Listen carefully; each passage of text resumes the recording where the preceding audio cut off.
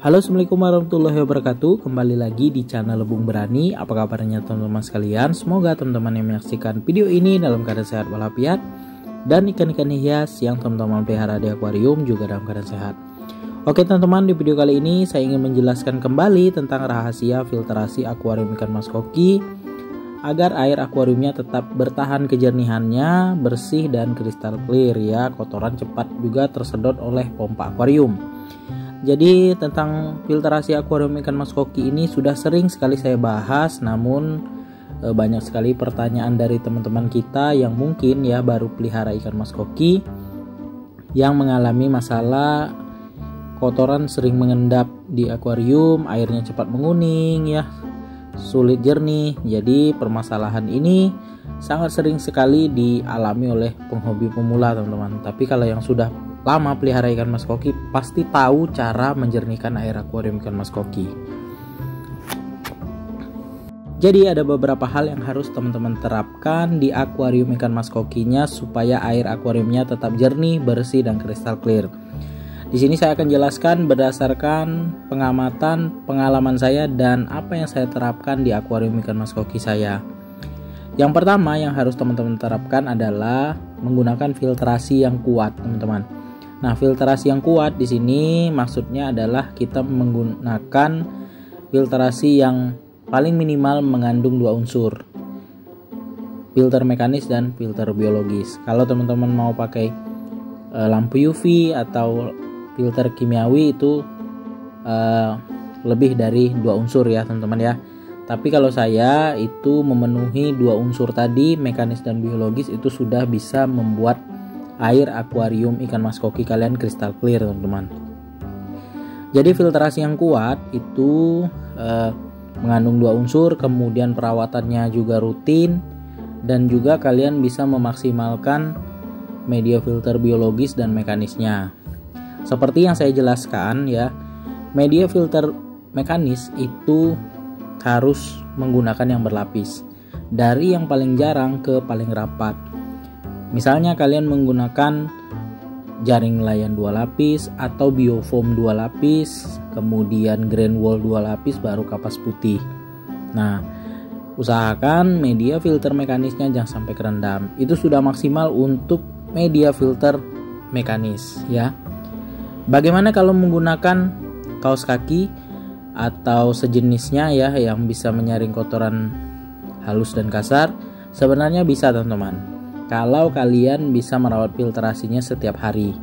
Kalau misalnya 2 hari atau kalian 3 hari sekali ganti airnya atau merawat filtrasinya, saya sarankan jangan menggunakan kaos kaki, karena kaos kakinya bisa mampet teman-teman, dan akhirnya itu bisa merusak pompa kalian ya, karena debit air yang dihisap pompa itu ketahan teman-teman karena mampet di kaos kakinya. Dan kaos kaki yang digunakan terus menerus itu bisa membuat pori-porinya terus tertutup teman-teman. Tapi kalau misalnya kalian bisa membersihkannya setiap hari, itu lebih bagus teman-teman, menggunakan kaos kaki kemudian dikombinasikan dengan grain wool baru kapas putih teman-teman. Nah, filtrasi yang kuat banyak yang beranggapan itu 30% dari total volume air ya, itu paling minimal. Lebih dari itu lebih bagus.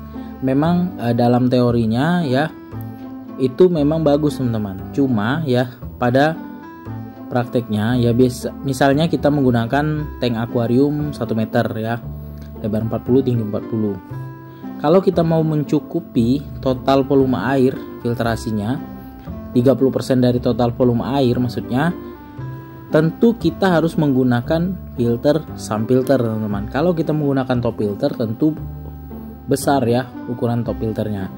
Nah, yang paling masuk akal yaitu menggunakan filter. Tapi di sini para penghobi itu ya rata-rata dia mencari budget yang murah ya untuk filtrasinya. Ya, alternatifnya adalah menggunakan filter talang. Tapi di sini kalau kita menggunakan filter talang, tentu filtrasinya di bawah 30% dari total volume air. Jadi bagaimana cara mengakalinya supaya filter biologisnya maksimal? Yaitu kalian buat sendiri ya media tempat menaruh media filter biologisnya atau filter talangnya itu buat sendiri tanpa sekat ya, langsung ke lubang output masuk ke akuarium, kemudian ditinggikan. Jadi kalian bisa mengisi media filter biologis itu setinggi ketinggian airnya teman-teman ya. Dilem rapat ya, untuk talangnya ke tutup talangnya itu dilem rapat ya, jadi kalian bisa tinggi mengisi media filter biologis di top filter talangnya. Itu cara memaksimalkan media filter biologis. Jadi untuk filtrasi 30% bisa kita akali dengan menggunakan filter talang tadi ya. Kalau misalnya teman-teman mau lebih indah ya tentu saja menggunakan top filter kaca teman-teman ya. Nah seperti itu. Kemudian yang kedua, gunakan filtrasi itu yang bisa teman-teman rawat teman-teman. Nah ini sangat penting sekali. Kalau kita menggunakan filtrasi misalnya pakai sun filter tapi kalian malas merawatnya, tentu saja itu sama saja dengan kita menggunakan filtrasi di bawah 30% dari total volume air. Jadi filtrasi itu tidak semata-mata kita gunakan dan tidak kita rawat teman-teman, harus kita rawat setiap 1 minggu. Itu harus dibersihkan mekanisnya, biologisnya juga harus diperhatikan. Kalau misalnya sudah terlalu kotor ya, itu langsung dibersihkan teman-teman. Biasanya di usia 6 bulan baru terlihat kotor teman-teman. Nah di sini tips dari saya supaya media filter biologis itu makin maksimal, kita tanam tanaman sirih gading. Nah ini di poin 1 tadi belum saya jelaskan. Tanaman sirih gading ini mampu menyerap amoniak pada air, kemudian juga menyerap kotoran yang ada di filter biologis teman-teman. Ini cukup bagus sekali ya.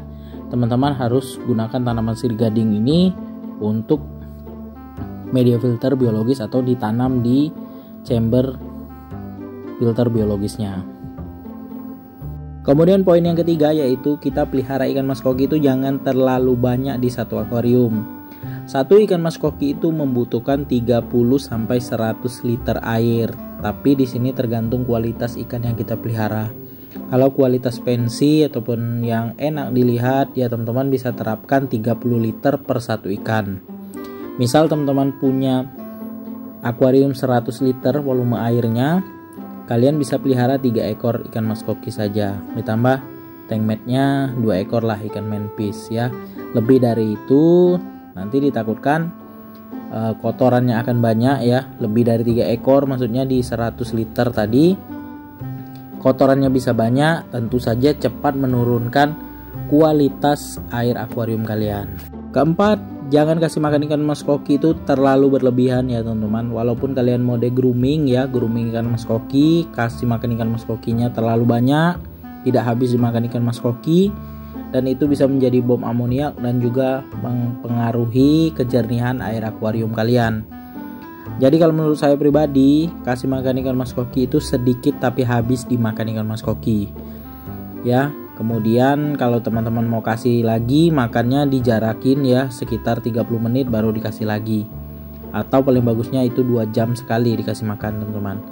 Jadi kasih makan ikan mas koki itu jangan terlalu banyak, itu bisa mempengaruhi kualitas air akuarium kalian. Ikan mas koki yang banyak makan, banyak buang kotoran, itu tentu berpengaruh pada kualitas air akuarium kalian. Kalau kalian mau grooming ya nggak masalah, tapi dengan catatan ganti air setiap hari, bersihkan media filter mekanis, itu bisa membuat air akuarium kalian tetap jernih teman-teman. Kemudian yang terakhir yaitu perawatan teman-teman, perawatan air dan filtrasi.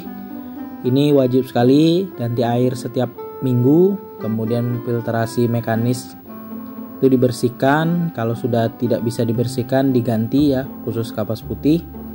Kemudian pergantian air ini kalau kalian menggunakan top filter talang ataupun top filter kaca, silakan diganti 50% total volume airnya.